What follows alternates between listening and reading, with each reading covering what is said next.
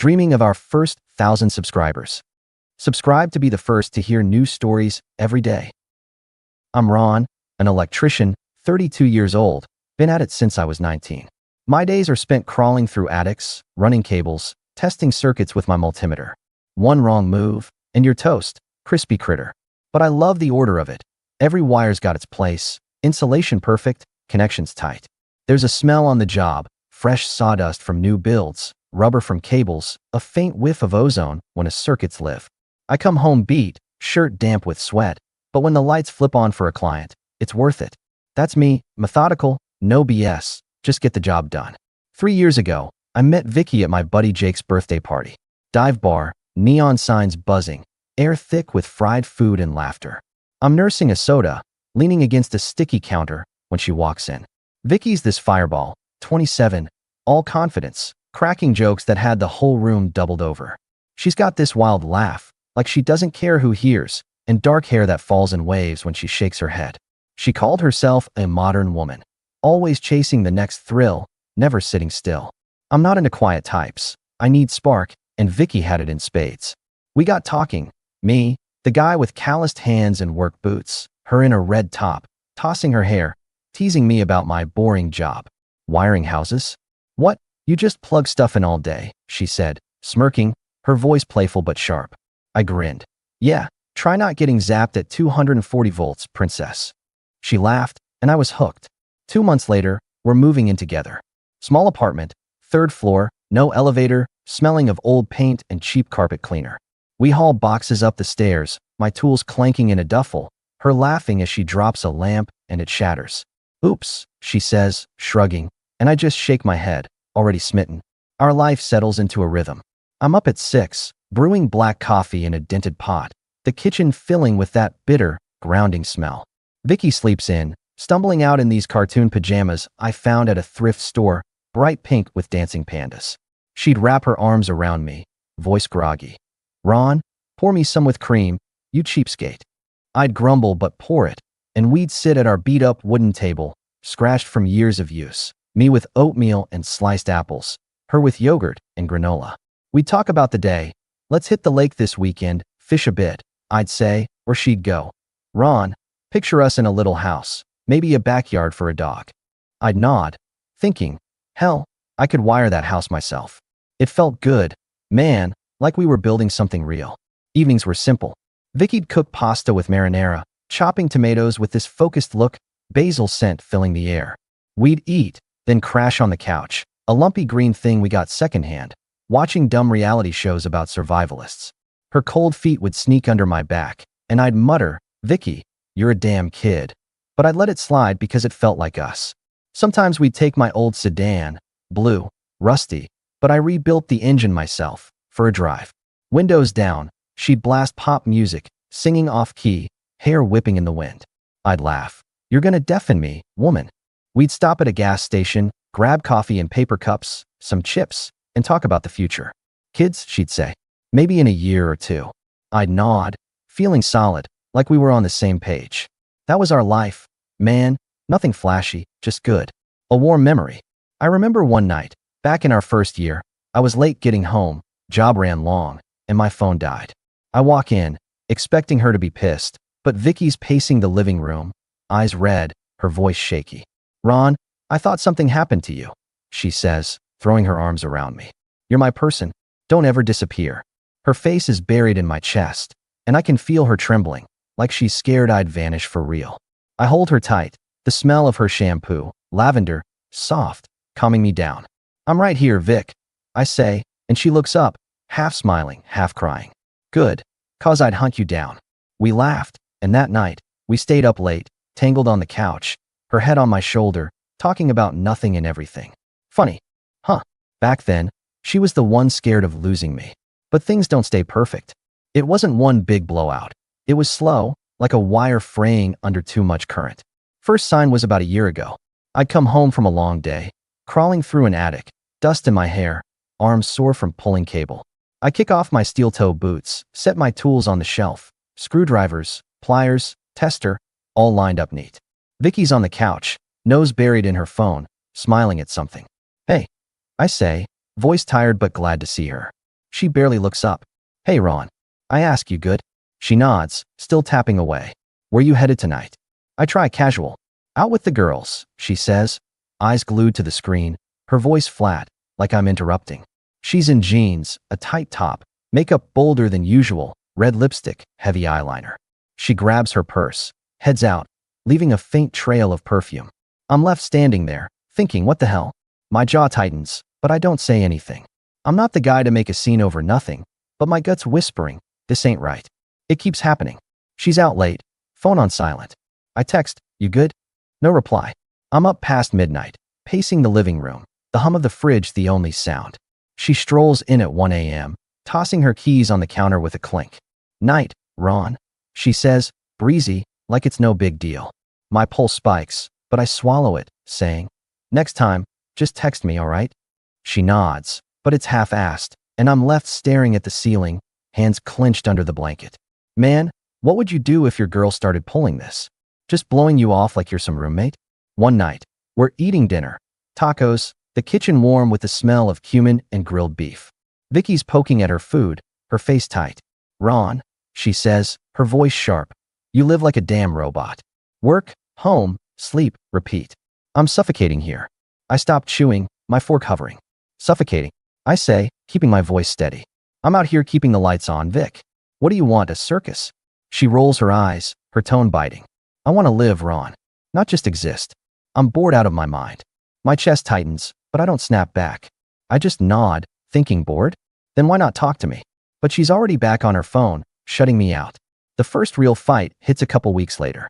I'm grilling chicken for dinner, the kitchen warm with paprika, garlic, and thyme. Vicky's poking at her plate, barely eating, her phone buzzing every few minutes. I set my fork down, voice calm but firm. Vicky, you got home at midnight last night. Didn't pick up your phone. What's going on? She scoffs, rolling her eyes, her voice sharp. Ron, what? You tracking me now? I'm a grown woman. I need to live a little. My chest tightens, like a circuit's about to short. Live a little? I say, leaning forward, my voice harder. What about us? We're supposed to be a team. She smirks, tossing her hair. You're not one of those jealous types, are you?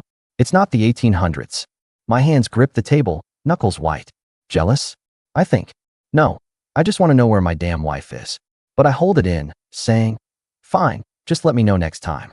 She nods, but her eyes say she's already checked out. I'm fuming, man, but I don't want to blow it up. Not yet. I'm at Jake's place one night, grabbing a beer after work. The bar's loud, smells of spilled whiskey and fried wings.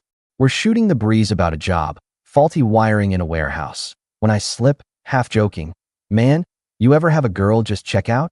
Like, she's there but not there. Jake leans back, his eyes narrowing. Vicky pulling that. Shit, my ex did the same. Started with girls' nights, ended with her moving out. He pauses, sipping his beer. Her friend Masha was over last week. Said you're too serious for Vicky's vibe. Said she needs excitement. I laugh, but it's hollow. Excitement? I'm busting my ass for her. Jake shrugs. Some girls, man, they don't see it till you're gone. I nod, staring at my bottle, the condensation cold under my fingers. Masha said that? I think, my gut twisting. After that, I stop holding back. Vicky says she's going out, and I'm blunt. We're in the living room, me wiping down my tools with a rag, the sharp smell of metal and oil in the air. She's in a black dress, heels clicking on the hardwood. Where to? I ask, voice low. Just out, she says, not looking at me. I stand, rag in hand, my voice cold. Vicky, if you can't text me, don't bother coming back till morning. She laughs, sharp and mocking. Oh, Ron, really? You're so dramatic. She grabs her purse and leaves. I'm left standing there, heart pounding, the rag twisted in my fist. She comes back at 2 a.m., phone off. I'm at the kitchen table, coffee cold, the clock ticking loud in the silence. When she walks in, I stand, my voice steady but icy. Vicky, what's this game? You don't respect me. She snaps, her voice loud, irritated. And you're trying to control me. I want freedom. My jaw clenches, and I fire back. Freedom? Then go live alone if that's what you want. She storms off, slamming the bedroom door so hard the walls shake. I sleep on the couch, my back stiff, staring at the ceiling. Dude, tell me, how do you keep your cool when she's just laughing in your face? I try to play nice once, thinking maybe she's just restless. I swing by the florist after work, grab a bouquet of daisies, her favorite, simple, white. The shop smells of wet stems and roses. I come home, set the flowers on the table, even light a candle, the wax scent mixing with the usual coffee and sawdust. Vicky walks in, sees the setup, and her face softens for a second. "Ron, what's this?" she says, almost smiling. "Just thought we could use a good night," I say, keeping it light. We eat dinner, steak, potatoes, the works. She's chatty, even laughs a little. I think, maybe we're good. But that night, she's back on her phone, texting, smiling at the screen. By 10 p.m., she's out the door, saying, "Meeting a friend, back soon." She's not back till 3 a.m. I'm awake, the flowers wilting on the table, candle burnt out. I don't say a word when she slips in, just turn over in bed, my back to her. What's the point, man? One night, I'm doing laundry, her clothes balled up in the hamper. I pull out a dress, soft, silky, not her usual. It smells like cologne I don't recognize. Strong, musky. My hand freezes midair, my stomach twisting like I've been punched. I stand there, staring at the fabric, my pulse hammering. I don't confront her, just drop it back in, turn on the washer, and watch the drum spin, the water churning like it could wash away what I just felt. I don't sleep that night, just lie there, eyes on the ceiling, thinking, this is real now. She's not just out late. We try to fix things with a weekend trip to the lake, like old times. I pack fishing rods, my tackle box rattling in the trunk. She brings food, sandwiches, chips, a cooler of soda. On the drive, she's texting, smiling at her phone. "Who's that?" I ask, my voice tight. "Just a friend," she says, not looking up. My hands grip the wheel, but I don't push it. At the lake, I fish, the water calm, the air smelling of pine and damp earth. Vicky's on a blanket, scrolling her phone, not even pretending to care. That night, by the campfire, smoke curling up, burgers sizzling. She says, "Ron, let's forget the fights." Her voice is soft, pleading. I stir the fire, my voice low hard. "Forget? Not unless you change." She pouts, sleeps in the tent alone. It rains that night, water dripping through a leak, soaking us both. No cuddling, no talking, just silence. One night, we're at a diner with Jake and his girlfriend, Lena. The place smells of burgers and coffee, plates clattering in the background.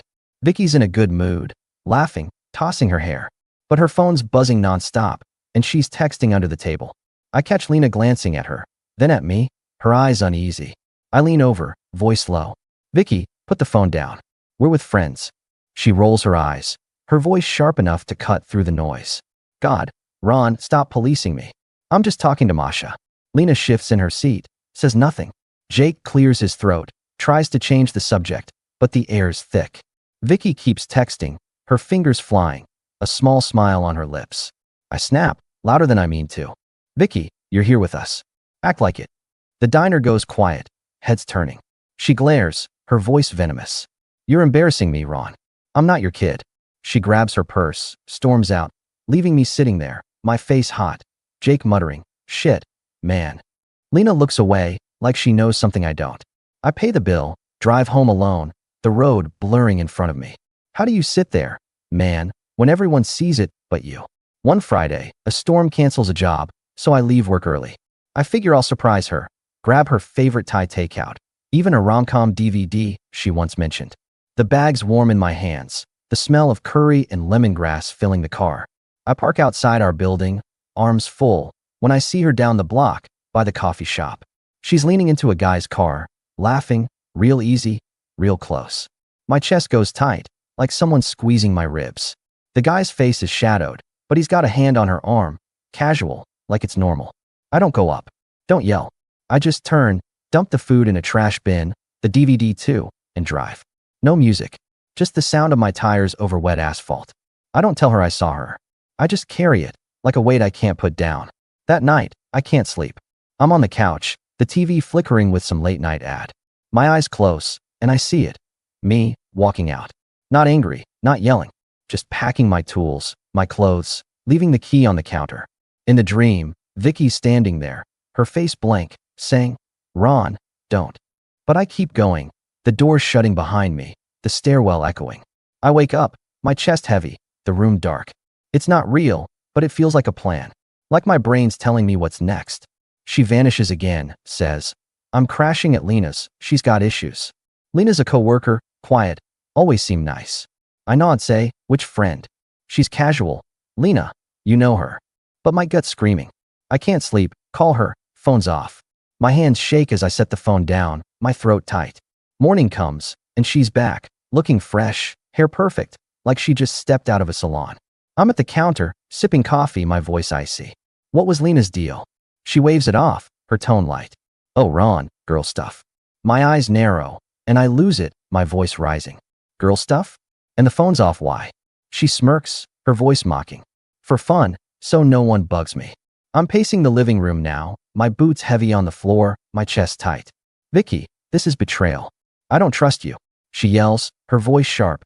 You're paranoid. I don't have to report to you. I fire back, my voice booming. Then go live with Lena for good. She cries, storms to the bathroom, locks the door. I don't follow, just sit on the couch, my head in my hands, thinking, why am I putting up with this? I'm not a damn fool. After that, I get cold. Focus on work, running lines, testing outlets, the smell of fresh plaster keeping me grounded. At home, I'm distant. Vicky tries to lighten the mood. Ron, let's watch a movie. I shrug, my voice flat. Not feeling it. That's my way of hitting back, shutting her out. She feels it, gets clingy, but I'm done bending. One evening, we're eating takeout. Pizza, the box greasy on the table. She's quiet, then says, Ron, you're different. I look at her, my voice hard. Yeah, because you're different. She looks away, and I know she gets it, but it doesn't stop her. The final straw comes one night. She says, I'm getting a manicure. It's 9 p.m., and she's in a light dress, new perfume, sweet, floral, not her usual. My eyes narrow. Manicure at night. I say, my voice low, skeptical. She laughs, her tone airy. Yeah, salons stay open late now, no big deal. I nod, but my gut's screaming, bullshit. She leaves, her heels clicking down the hall. I'm up all night, flipping through TV, weather reports, static noise, not paying attention. My hands are clenched, my jaw tight. She comes back at 5 a.m., quiet, thinking I'm asleep. But I hear her, and then it hits me. That smell. Men's cologne, heavy, musky, not mine. My heart pounds, my stomach twists, but I stay still, eyes locked on the ceiling. Dude, what's going through your head when your wife comes home smelling like another guy? You just sit there, silent, or what? Morning comes. I'm up early, making coffee, the pot hissing. I fry eggs, toast bread, the kitchen warm with the smell. Vicky's still asleep. I move quiet, deliberate. I grab her suitcase from the closet. Old, scuffed, the one we used for trips. I pack her stuff, dresses folded neat, makeup in a bag, her favorite scarf. My hands are steady, but my chest's tight, like I'm holding my breath. I set the suitcase by the door, grab my tool bag, my keys. I leave my phone on the counter, don't want her calls. I walk out, the door clicking shut behind me. My boots echo in the stairwell, and I don't look back. I spend the day at a job site, wiring a new house. The smell of fresh plaster and sawdust grounds me. I run cables, test circuits, my hands moving on autopilot. My mind's quiet, not calm, just empty. I don't call her, don't check my phone. That night, I crash at Jake's place, sleeping on his couch, the hum of his fridge in the background. Vicky texts me later. Ron, where are you? We need to talk. I don't reply. A week later, we sign papers to end it. No yelling, no tears, just a quiet meeting at a coffee shop, the smell of espresso in the air. She looks tired, her eyes red, but I'm past caring. We're done. A month later, I'm grabbing a soda at a gas station, my truck parked outside, tools rattling in the back. Vicky calls, her voice shaky. Ron, can we talk? Just for a minute. I pause, then say, fine. Where? She names a spot, a quiet lot near her work. I pull up, and she's there, leaning against her car, arms crossed, her hair loose, no makeup. She looks small, not the fireball I met. I messed up, she says, her voice cracking. I was stupid, Ron. I didn't realize what I had. I'm ready to fix this. She steps closer, her eyes searching mine. I lean against my truck, arms folded, my voice calm, cold. Vicky, I already fixed it. She blinks, tears welling, but I don't flinch. I climb into my truck, the door slamming shut, and drive off, her figure shrinking in the rearview. You ever feel that moment when the weight lifts? When you're not mad anymore, not broken, just done. That was me, driving away, the road stretching out. Felt like the first real breath in months. 2 months later, I'm at a diner near a job site, eating a ham and cheese sandwich, sipping black coffee. The place smells of grease and burnt toast. Sarah, Vicky's coworker slides into the booth across from me. Ron, hey, how you holding up? She says, her voice soft, nervous. We chat about nothing. Weather, work. Then she leans in, her voice low. Listen, you were right about Vicky. She was seeing someone back then. Wiped her phone clean, texts, photos, everything. But I saw her flirting with this guy from work. She glances around, like someone might overhear. After you split, she let it slip. Some coworker, they'd been texting for months. I nod, my face blank. Figured, I say, my voice flat. Inside, it's hollow, I don't care anymore. I finish my coffee, say, thanks, Sarah, and head back to work. The new house smells of fresh paint, and I lose myself in the wires. 6 months down the line, I'm saving for a place of my own. Work's good, steady, new builds, long hours, the smell of sawdust and solder keeping me grounded. I'm at a gas station one day, grabbing a soda, when Vicky walks in, same wild hair, but her eyes are tired, her smile forced. Ron, she says, her voice soft, I'm sorry. I was stupid. She's fidgeting, her nails unpainted, no perfume. I look at her, my voice steady. Vicky, you made your choice. I've moved on. She nods, tears welling, but I turn, pay for my soda, and walk out. The air's crisp, my boots